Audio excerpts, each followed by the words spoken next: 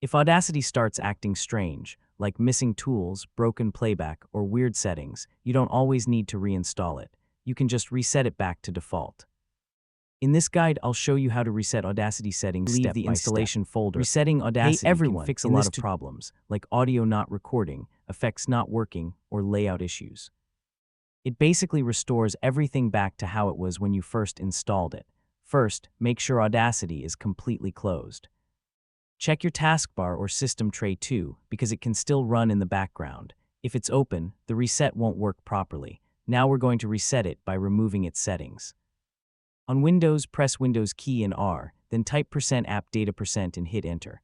On Mac, open Finder, press Go, then go to Folder, and type ~library/preferences.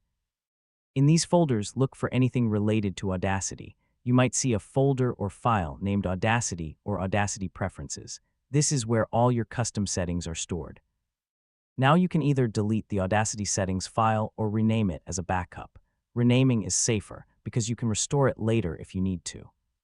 So just change the name and add something like backup at the end.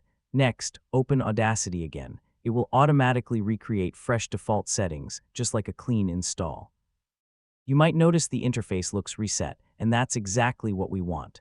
After resetting, you may need to reselect your microphone, playback device, and preferred sample rate. Yeah, it only takes a minute, but it's important to set things back up properly. You can usually leave the installation. You've successfully reset Audacity settings. If things were broken before, they should be working normally again now, with a fresh, clean setup.